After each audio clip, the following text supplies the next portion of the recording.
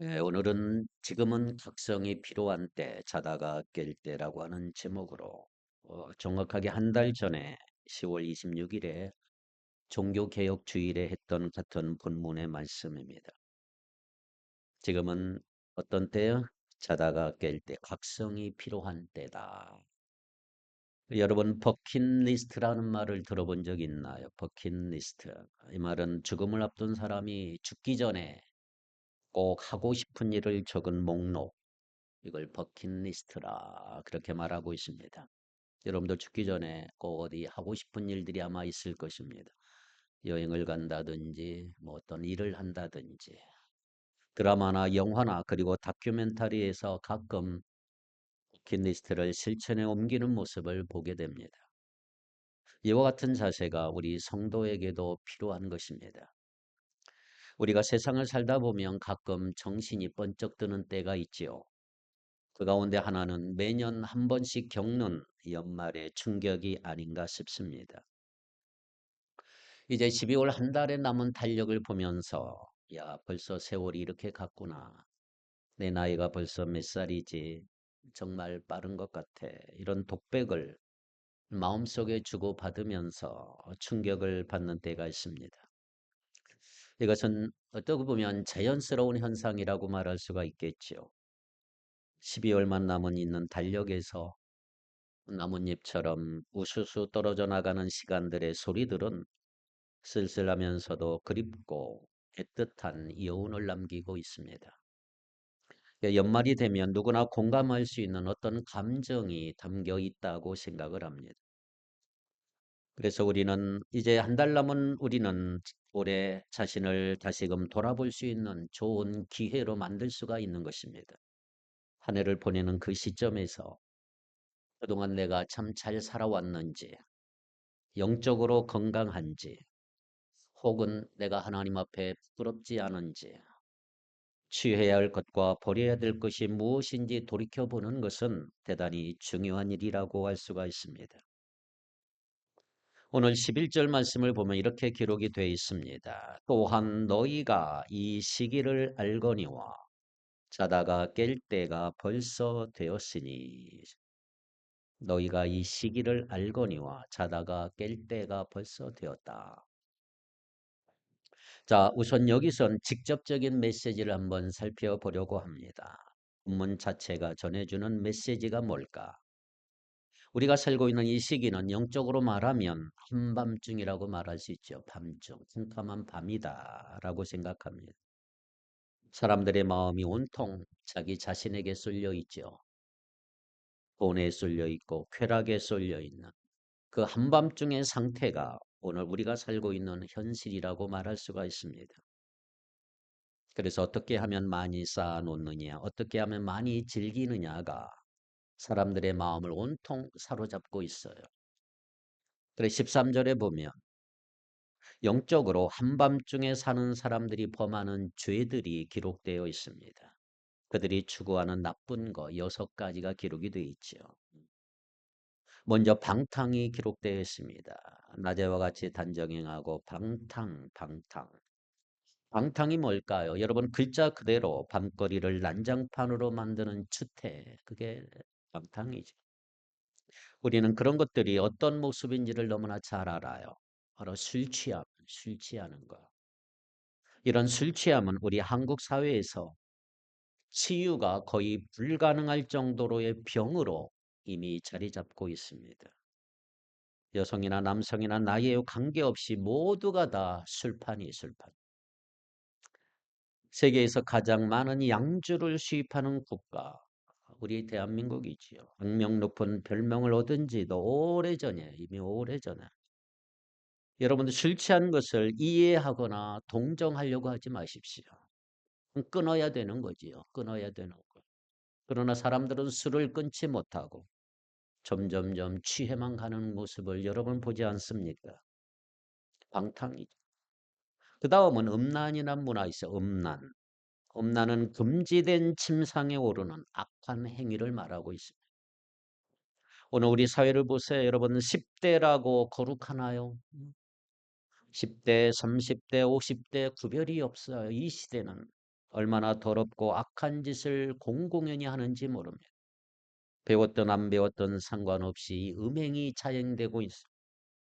하나같이 음란에 눈이 충혈되고 있는 사람들을 보세요. 호색이 뭡니까? 얼굴에 철판을 깔고 사는 사람들의 파렴치한 행동들, 호색이라고 말하지요.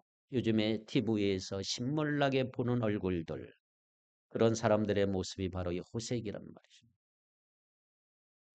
자, 이런 죄악들이 공공연히 저질러지고 있는 세상을 일컬어서 하나님은 지금 밤이다. 밤이다라고 말하고 있어요. 낮이 아니에요. 밤의 시대. 이 죄악의 밤은 점점점 깊어만 가고 있는 것입니다.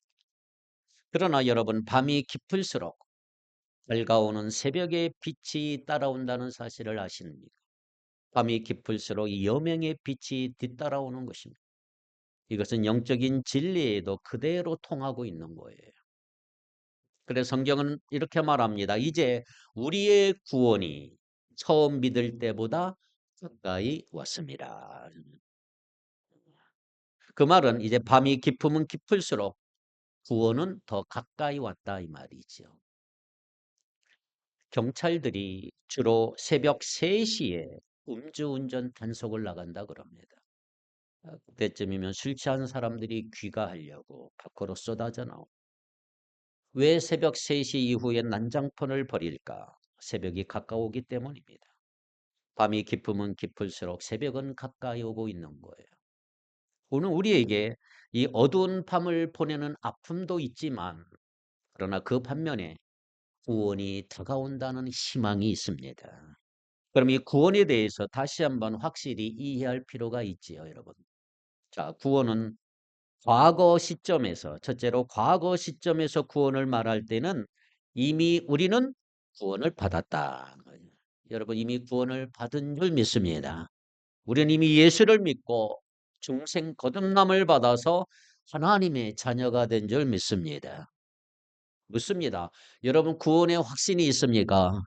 확신이 있습니다. 예라고 대답할 수 있는 사람 구원받은 거예요. 오늘 밤이라도 하나님께서 여러분을 부르시면 구원받을 용기가 있습니까? 예, 받을 수 있습니다. 라고 대답할 수 있는 사람, 구원받은 사람이에요. 두 번째, 현재 시점에서 우리는 구원을 지금 받고 있어요. 구원을 받고 있는 것입니다. 왜냐하면 중생은 받았지만 궁극적인 구원에는 아직 이르지 않았단 말이에요. 우리는 최종적인 구원을 향해 가고 있는 여정에 있어요. 노정에 있습니다. 그러면 우리는 구원을 이미 받은 또 받고 있는 하나님의 백성인 줄 믿습니다. 세 번째 중요한 게 미래의 시점에서 우리는 구원을 받을 것입니다. 여러분 우리의 구원은 미래에 있는 거지요. 이 구원은 예수님을 통해서 비로소 완성되는 거예요. 예수님 오시면 내 구원은 완성되는 것입니다. 그리고 예수님의 재림과 함께 우리에게 나타날 엄청난 영광이 기다리고 있는 것입니다. 그분이 재림하실 때 오늘 우리의 썩을 몸이 썩지 않는 영원한 하나님의 몸으로 다시 갈아입게 될 것입니다. 그래서 우리의 몸은 신령한 몸으로 바뀌는 거예요. 아픔도 없고 고통도 없는 몸으로. 동시에 영원한 하나님의 나라에서 주님과 더불어 영원토록 사는 축복의 시대가 열릴 줄 믿습니다.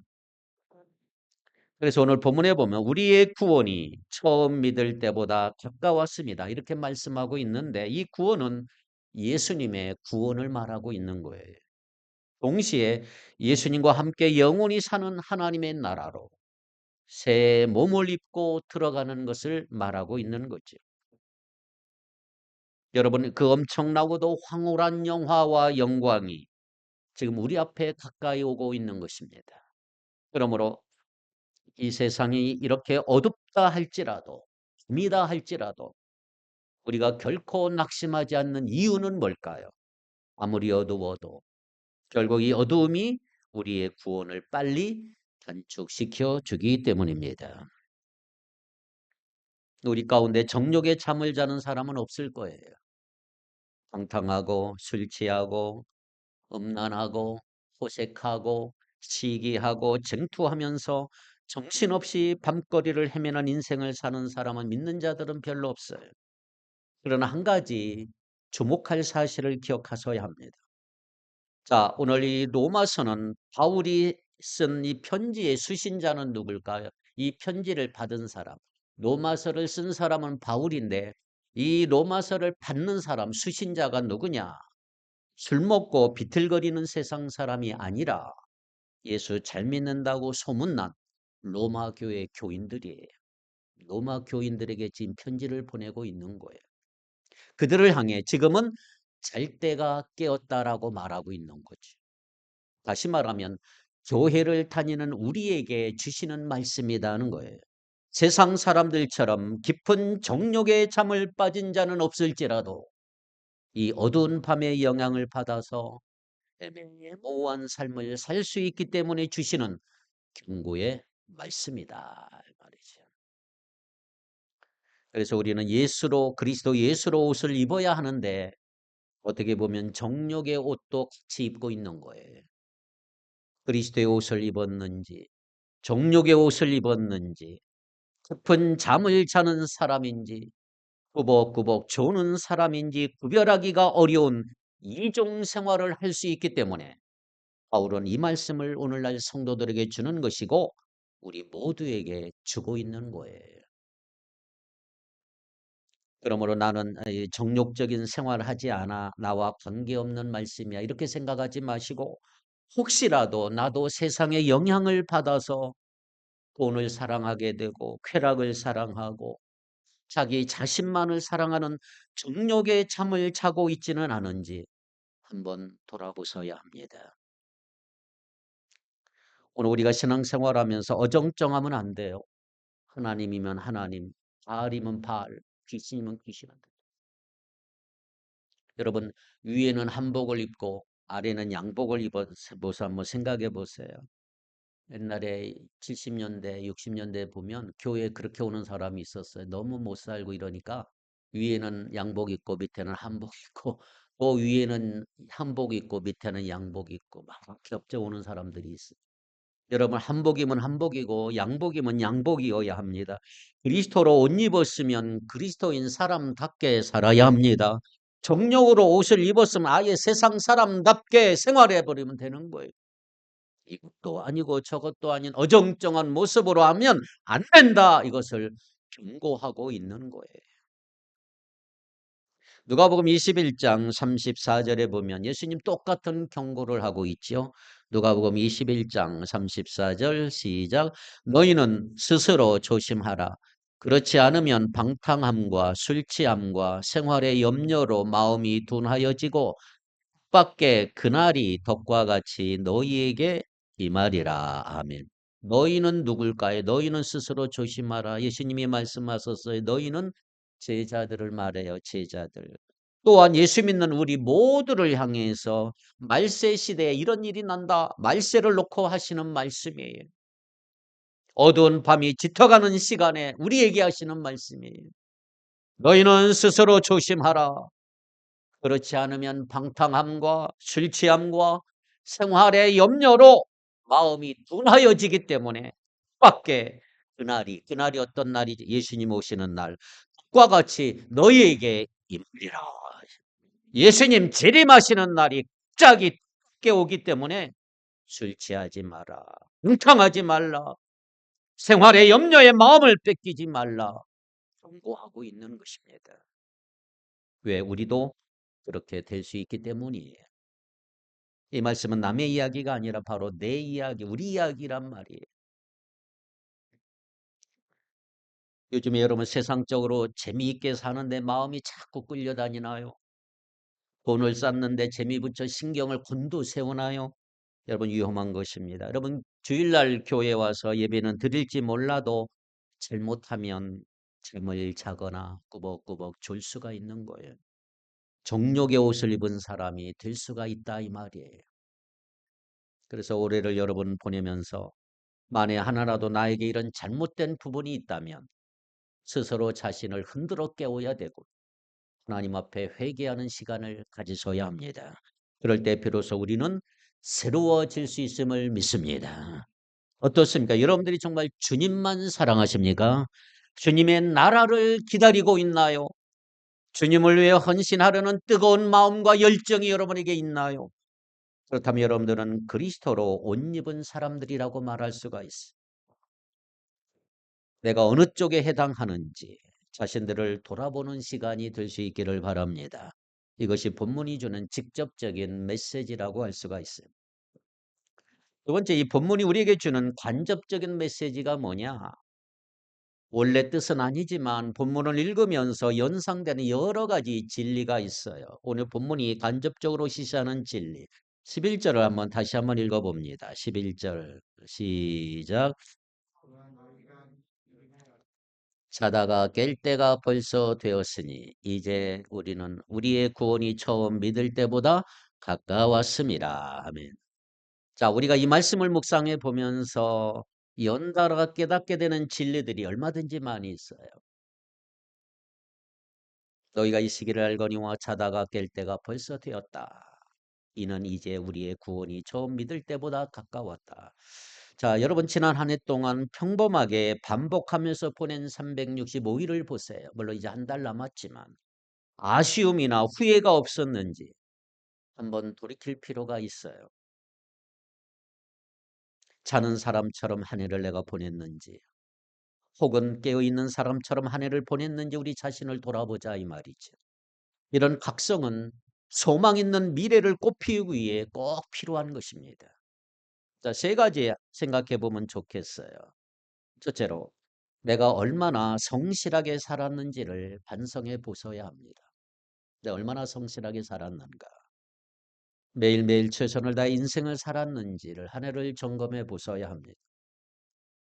여러분, 인생이란 생각보다 짧습니다. 얼마나 짧은지 몰라요. 하나님은 말씀을 통해서 이 사실을 우리에게 알려주고 있는데 욥기서 14장 1절 2절을 보면 얼마나 실감나게 이 사실을 묘사하는지 모릅니다. 욥기 14장 1절 2절 같이 읽겠습니다.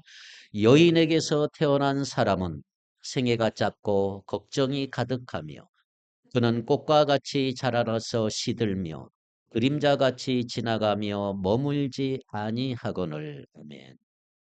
자, 인생을 세 마디로 요약할 수가 있죠. 뭘까요? 짧다. 두 번째, 빠르다. 세 번째, 괴롭다. 이게 인생이라는 거죠. 여인이 그렇지. 여인에게서 난 사람 사는 날이 적다. 짧죠. 괴로움이 가득하다. 얼마나 빨라. 꽃과 같이 쇠하여진다. 빠르다. 부인할 수 없는 사실. 그러므로 이런 인생을 잠깐 살다 가면서 우리는 아우 세워라 내워라 하며 적당히 살 만한 여유가 없는 것입니다. 그러므로 우리는 성실하게 살아야 합니다. 성실하게. 스위스에 있는 한 유식한 노인이 컴퓨터를 가지고 자신의 인생 80년을 분석해 보았어요. 80년 가운데 잠자는 시간 26년, 잠자는 시간 26년을 잠자. 먹고 마시고 식사하는데 6년입니다. 6년. 사람을 기다리며 약속을 지키는데 5년이란 세월이 흘러. 그리고 직장에서 일하는데 21년. 그리고 사소하게 들어가는 시간들을 다 계산하고 나니까 정말 내 시간이다. 정말 가치 있고 보람되게 보냈다라고 말할 수 있는 시간은 80년 가운데 2년도 아니고 2일도 아니고 46시간밖에 안 남는다. 그 결과가 나왔어요. 46시간이 정말 가치 있고 보람되게 살았다는 것. 따라서 여러분 빠르고 짧은 인생이기에 우리가 하루하루 최선을 다해야 한다는 사실을 알려주고 있는 것입니다. 사람은 나이에 따라 관심사와 집중한 일이 다르잖아요. 중국의 노노라고 하는 책을 보면 이렇게 되어 있어요. 노노라고 하는 책을 보면요. 10대 중반부터는 지학이라고 그러죠. 지학. 지학이 뭐냐? 학문의 뜻을 두고 살아야 한다. 10대부터 19살까지는 열심히 공부를 해야 돼. 20대가 되면 우리 약관이라고 불러. 약관 20대라. 어른으로서 출발을 내딛는 시기이기 때문에 인생의 목표를 세우는 데 집중해야 된다. 30대는 이랍이라고 해. 이랍. 자기 전문 영역의 기초를 열심히 닦아서 자기 분야에서 최고가 되려는 꿈을 가져라. 40대는 여러분 잘 불혹의 나이다 그러냐. 불혹이라고 말합니다. 사물의 이치를 터득하고 세상 일에 흔들리지 않는 나이. 이게 불혹의 나이다. 이때는 자기 얼굴을 책임질 수 있는 프로가 돼야 된다 그러죠. 아브라함 링컨도 나이 40이 되면 자기 얼굴에 책임을 져야 된다 그러죠. 얼굴 값을 해야 된다. 50대는 지천명이라 그러냐. 지천명. 하늘의 뜻을 아는 나이. 내가 최선을 다하고 하늘의 뜻을 기다린다. 전체를 꿰뚫는 통찰력을 가지고 모든 상황을 통합하고 조정할 수 있는 넓은 시야를 지닌 사람이 돼야 된다. 이게 50대가 돼야 된다. 그리고 60대는 이순이라고 말합니다. 이순. 모든 면에 원숙한 자리에 이르는 나이. 이때는 뭘 해야 되느냐? 자기를 이을 후배를 양성하고 제자를 세우고 다음 세대를 준비하는 데 전력을 쏟아야 한다 이 말이죠. 굉장히 귀담아 들어야 될 교훈이고 지혜라고 할 수가 있습니다. 이처럼 사람들은 나이에 따라 인생의 계절에 따라서 자기가 성실하게 살아야 할 이유와 목표가 있는 법이에요. 적당히 넘기면서 보낼 수 있는 그런 인생이 아니란 말이에요. 여러분 시간은 하나님이 주신 달란트입니다. 낭비하는 것 자체는 죄라고 할 수가 있어요. 우리 자신을 한번 살펴보세요. 잘못된 일에 수많은 시간을 쏟아붓는 어리석은 나날 지난 한 해 동안 보내면서 살지는 않았는지 무엇인가 가치 있는 일을 이룰 수 있음에도 불구하고 지난 한 해 동안 내 자신의 삶을 쓰레기통에 휴지처럼 아무렇게나 구겨 버리지는 않았는지 한번 돌이켜 볼 필요가 있단 말이지. 그래서 오늘 우리는 이 해가 가기 전에 하나님 앞에 내 잘못을 고백하고 다시는 이런 인생을 살지 않겠다고 결심할 필요가 있는 거예요. 이것이 바로 자다가 깨는 특성이라고 할 수가 있습니다. 지금은 자다가 깰 때다 이 말이죠. 두 번째로 여러분들이 얼마나 감사하며 살았는가를 생각해 보아야 합니다. 얼마나 감사하며 살았는가. 우리는 자기도 모르게 감사할 것을 무심코 넘길 때가 있어요. 그리고 감사할 수 있음에도 불구하고 불평하는 일이 얼마나 많습니까? 감사는 뭐 크고 화려한 무엇에만 해당이 되고 꼭 평범한 것에는 해당되지 않는다는 생각을 가지고 있는 약점이 우리에게 있어요. 그러나 당연하다고 당연하거나 평범하다고 생각하는 것들에 대해서 여러분들이 감사의 습관을 지니고 한 해를 살았다면 훨씬 더 건강한 삶을 살았을 거예요. 우리 주위에는 아픈 사람들이 얼마나 많은지 모릅니다. 그것만 가지고 기도해도 1시간은 넘어요. 제가 몇 년 전에 어느 자매가 내놓은 기도 제목을 이게 읽고 참 마음이 무거웠어요.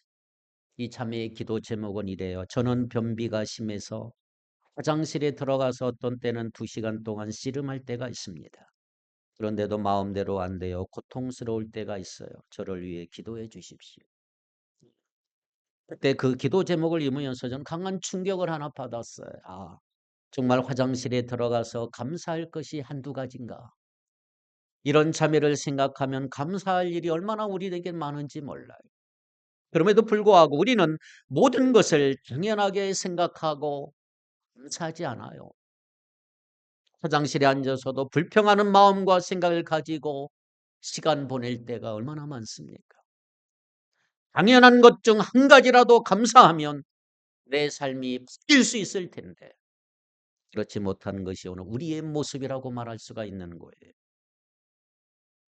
데살로니가전서 5장 16절, 17절, 18절.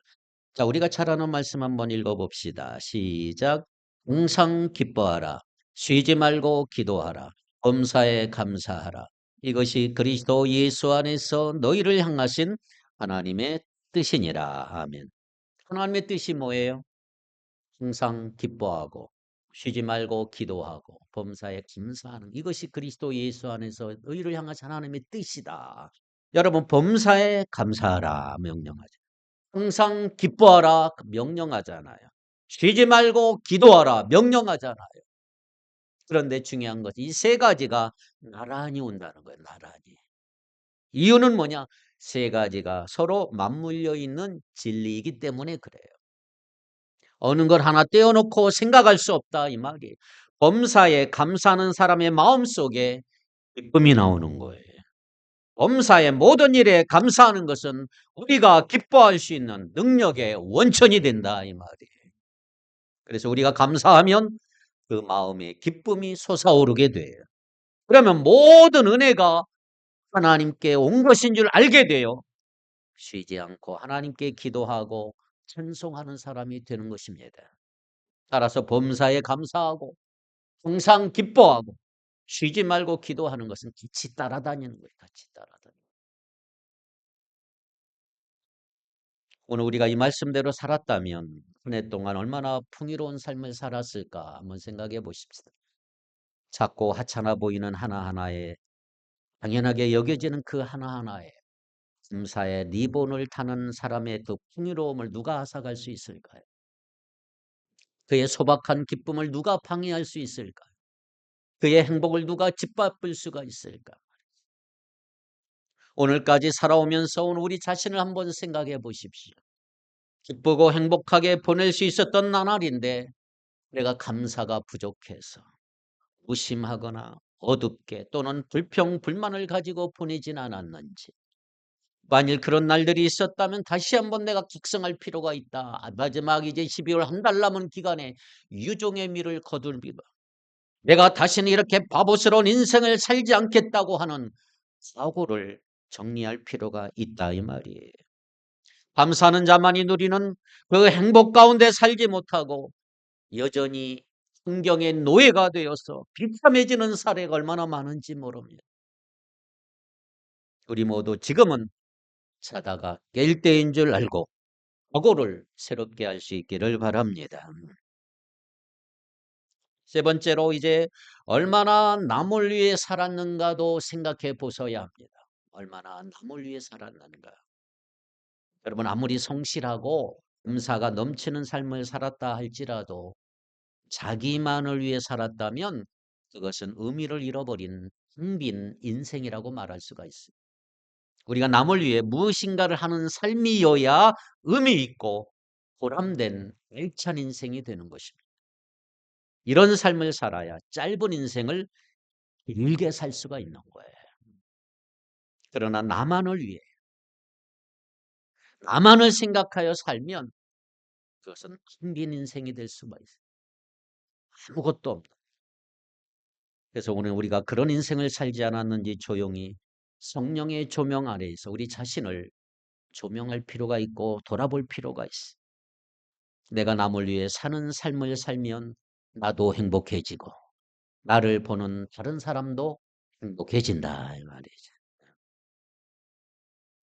그 미국의 최고의 대학 하버드 의대에서 보고서를 내면서 신조어 하나를 하나 만들어냈는데 그것이 테레사 효과, 테레사 효과라는 말이 있어요. 테레사 효과.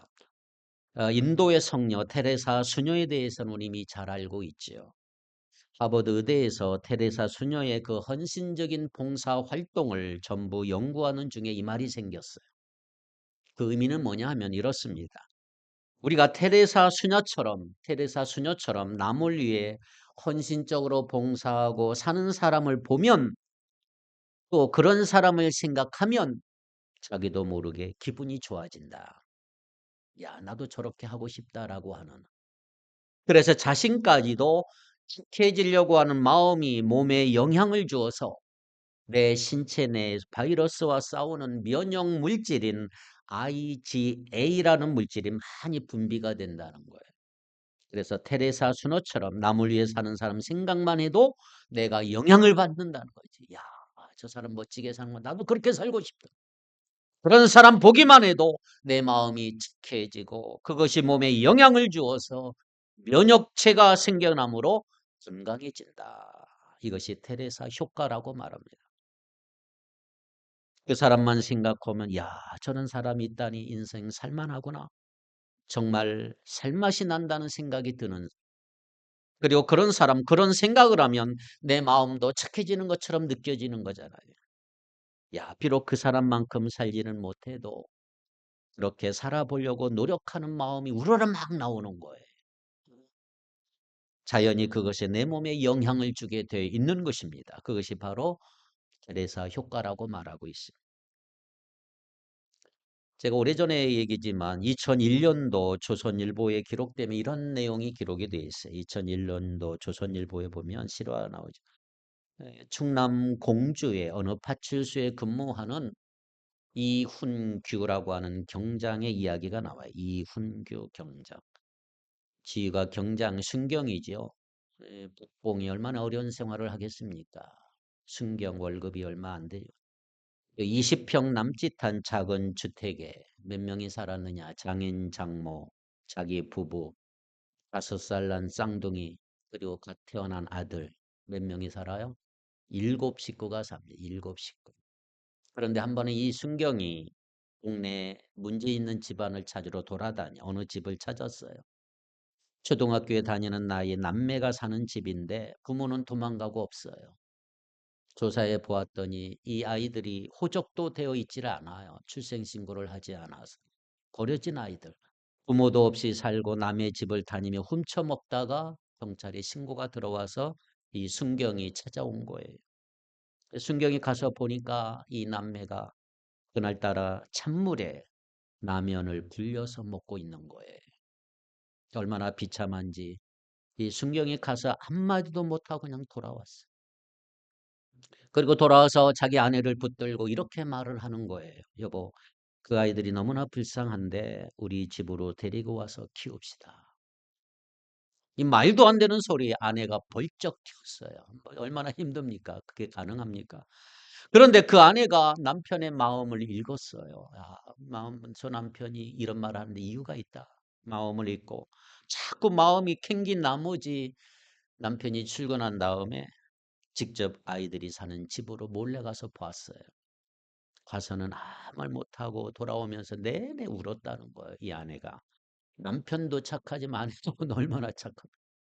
그리고 퇴근한 남편을 붙들고 아내가 남편에게 이렇게 말합니다. 이 아이들 데리고 옵시다. 합의를 했어요. 두 아이를 데리고 온 거예요. 데리고 와서 호적도 따로 만들어주고 생활보호 대상자로 지정받아서 그 당시 매달 생활보조금 26만 원 남매 이름으로 통장에 저금을 따박따박해줘. 이렇게 두 아이를 데리고 산 지가 6년이 됐다. 6년. 이제 아이들은 커서 중학생이 되죠. 저는 이야기를 듣고 테레사 효과를 맛봤어요. 저도 그때는 테레사 효과가 뭔지 모르지만 이훈규 순경이 참 멋있다. 저런 사람 닮아가고 싶다. 그 마지막에 조선일보 이렇게 나왔어요. 이훈규 순경은 이렇게 말합니다. 내가 돈을 많이 벌게 되면 불쌍한 사람들 도와줘야지 이렇게 마음먹은 적이 있었다. 그러나 요즘은 이게 아니고 나보다 어려운 사람이 있다면 지금이라도 조금만 돕자라고 생각을 바꿨다. 여러분 돈 많이 벌면 못해요. 할 것 같죠? 지금이라도 조금씩 돕는 것이 좋은 거지요. 가끔 교회 안에 믿음이 좋아 보이는데 너무나 이기적인 사람들 많이 있어요. 그런 사람들은 오로지 내 가정, 내 거, 내 자식, 내가 편안하게 사는 것밖에 몰라요. 기도를 해도 자기만 위해 기도해요. 남을 위해 기도 한 번 안 해요. 이건 하나님이 결코 기뻐하지 않습니다.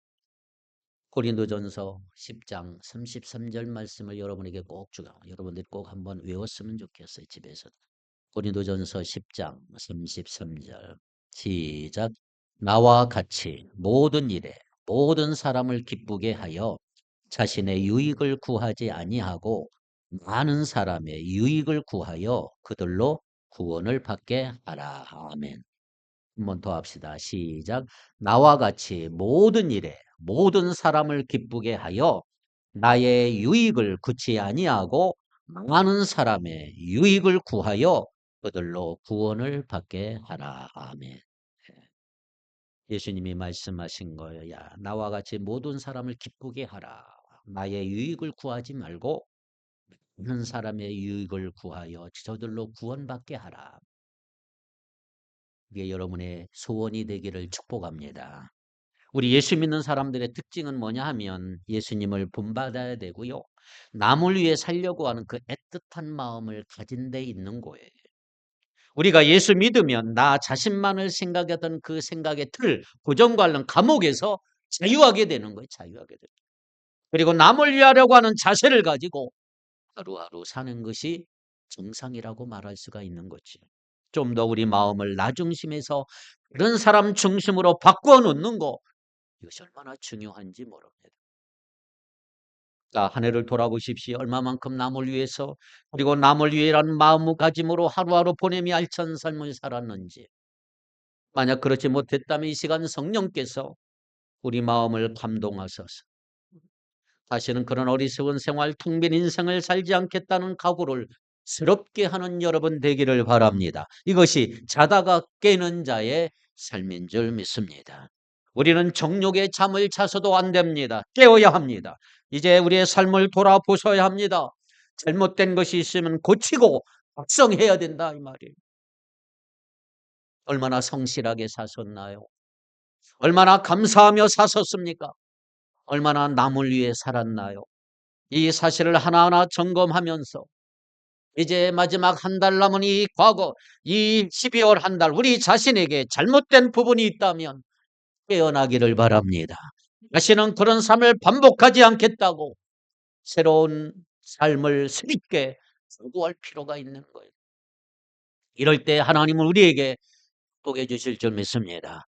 이럴 때 하나님께서 영광 받으실 줄 믿습니다. 우리 모두에게 이와 같은 은혜가 있기를 주님의 이름으로 축복합니다. 기도합니다. 거룩하신 하나님 아버지, 우리 모두가 다시 한번 자기를 돌아볼 수 있는 귀한 시간 주신 것 감사합니다.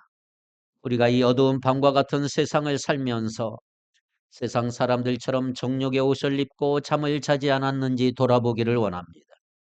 그리스도의 옷을 입고 정욕의 옷을 입으면서 이중적인 생활을 하는 사람은 아닌지 우리 자신을 돌아보는 시간 되기를 원합니다. 뿐만 아니라 우리 자신이 얼마나 성실하게 살았고 얼마나 감사하게 살았고 얼마나 남을 위해 살았는지 한 해 동안 돌아보며 조금이라도 잘못된 부분이 있다면 이 시간 주님 앞에 회개하고 다시는 좋지 못한 삶을 반복하지 않겠다는 새로운 각오를 할 수 있도록 크신 은혜 베풀어 주시옵소서. 성령께서 깨닫게 하여 주시옵소서. 새로운 각오를 주시옵소서. 우리를 소생시켜 주시옵소서.